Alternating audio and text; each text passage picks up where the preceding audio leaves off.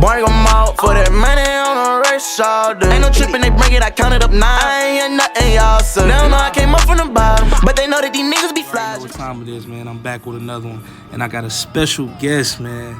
Good dude, my homeboy Mike. Yo, Mike, why don't you go ahead and introduce yourself, man?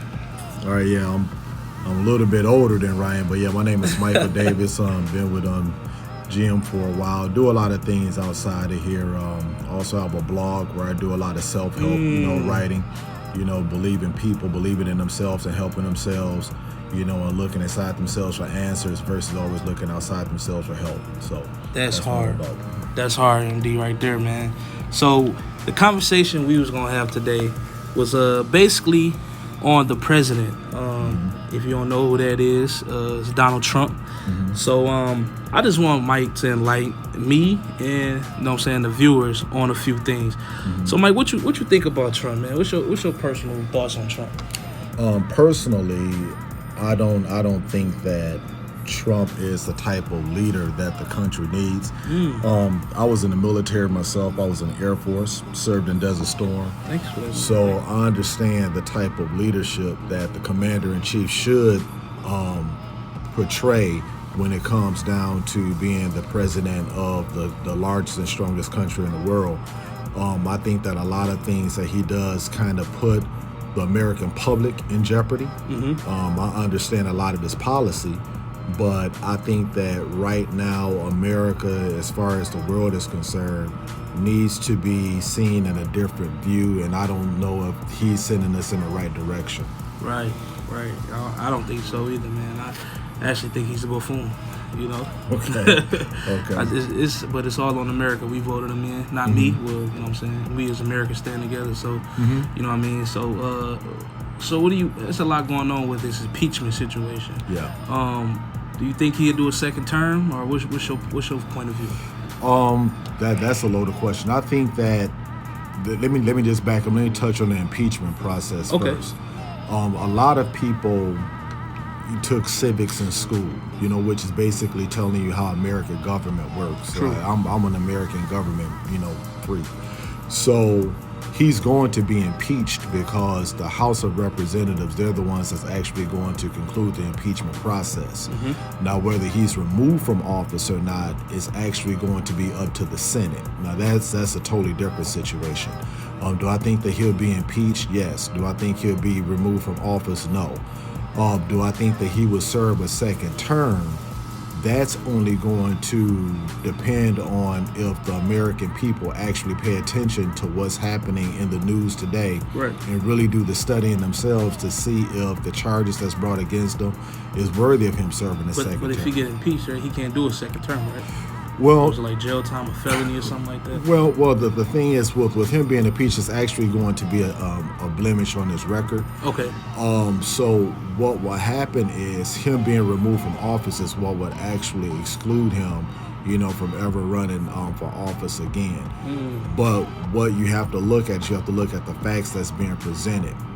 The way that it's being spun by the Republican Party, which is his party, that even though he might have done some wrong, he might not have done enough wrong, to have them turn their back on him and try to go for another candidate.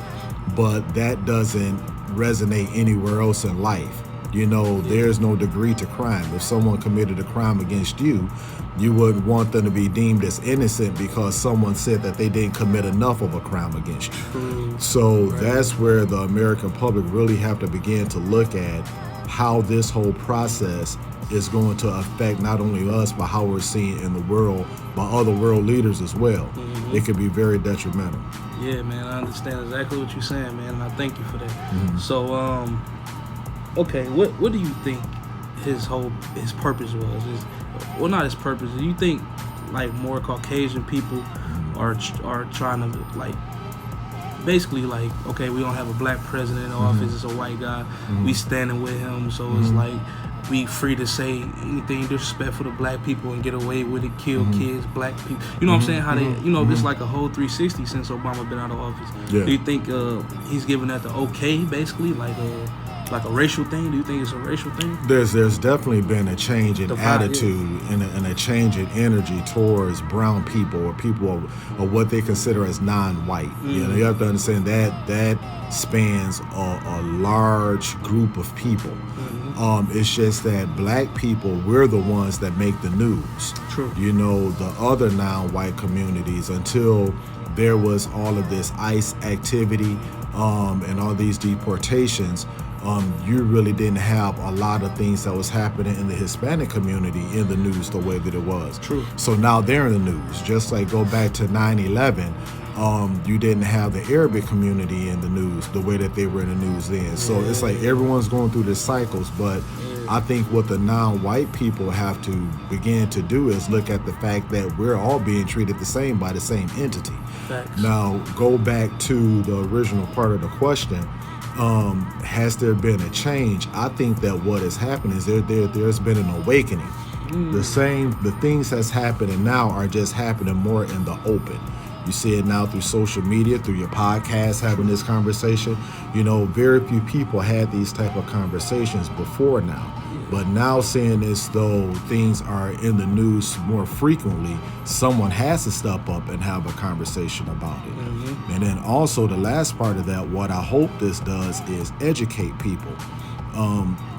We as non-white people, we have also been guilty of trying to feel included versus looking at the fact that we've always been excluded and understanding that even though they're trying to put us in a place, accept that, that's fine, but we have to do the best that we can inside that space because it's never going to be equal, so stop looking for it. Yeah, man, that was wonderful, man. So, one last question before we wrap this up. What can make the world a better place in this day of age right now? Education. Education, and when I say education, not just talking about going to school, understanding the things that affect you most. We have access to a lot of things. We're walking around with computers in our pocket right now with these cell phones. We need to start looking at all of these different hearings, everything that's going on YouTube or whatever, C-SPAN, CNN, so that we can begin to be educated on how things actually work. You have people running around here talking about, I don't want people to take my guns. Understand the Second Amendment for yourself. Nobody can take your gun. True. That right there is just a speaking point that people try to put out there to make sure that they can convey their anger onto other people. The other thing that I want to touch on too is people are talking about they're angry. What is your anger really going to, what is it really going to do? What are you looking to conclude? We were talking earlier to someone about the possibility of a civil war. Okay, then who are you going to have a war against? Right. You know, because when you look at it, I took an oath when I joined the military, and that oath was to protect the government against enemies both foreign and domestic. So when people are talking about raising up and talking about going to war, don't worry about them talking about going to war with you. What they're really saying is that they want to go to war with the government, and they'll lose. So we don't have to become angry when people begin to say those types of things, trying to spark a conversation or trying to get an uprising out of us, a rising out of us. We need to become educated as to how the processes work, so when they do try to spark us with those conversations, it won't have any effect, and then that's going to stop. Yeah, that was deep, MD, man. Hey, I hope y'all listening. Hope y'all taking notes. Rewind this. Listen, please go watch CNN. You need to educate yourself, educate your future. MD, it was a pleasure. Pleasure, man. You already Thank know, you. man, we locked in.